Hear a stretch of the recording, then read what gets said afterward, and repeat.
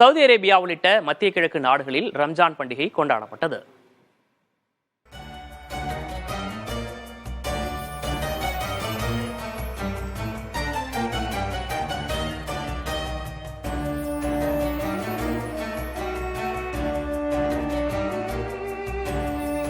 இஸ்லாமியர்களின் ஒரு மாத நோன்பு காலம் முடிவுக்கு வந்திருக்கும் நிலையில் பல்வேறு நாடுகளில் ரம்ஜான் பண்டிகை களை கட்டியது. ஜெருசலேமில் உள்ள அல் அக்ஸா மசூதியில் பல்லாயிரக்கணக்கானோர் நோன்பு நிறைவை குறிக்கும் சிறப்பு தொழுகையை மேற்கொண்டனர். இந்நிகழ்வில் சுமார் 1,20,000 பேர் பங்கேற்றதாக ஜெருசலேம் இஸ்லாமிக் வக்ஃப் அமைப்பு தெரிவித்துள்ளது. மிகவும் பழமையான இந்த அல் அக்ஸா மசூதி இஸ்லாமியர்களின் 3வது முக்கியமான வழிபாட்டு தலமாக கருதப்படுகிறது.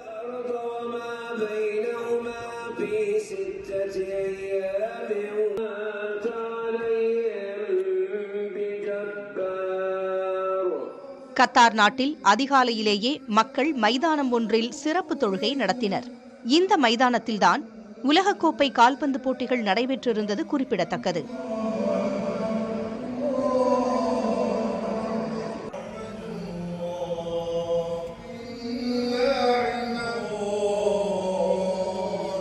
போரினால் சீரழிந்து கிடக்கும் காசாவிலும் ரம்ஜான் பண்டிகையை ஒட்டி சிறப்பு தொழுகை நடைபெற்றது.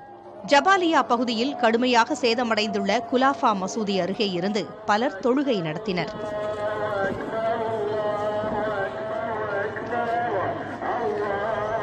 போர் ஏற்படுத்திய பெரும் சோகம் காசா மக்களின் கொண்டாட்டங்களை காணாமல் செய்துவிட்டது. பலரும் தங்கள் உறவுகளை இழந்த நிலையில், பசி தீர்க்கவும் வழியில்லாத நிலையில், உயிர் வாழ்வதே போராட்டமாகியுள்ள நிலையில் தங்கள் கடமையை கனத்த மனதுடன் செய்தனர். يا الله لمن حمده.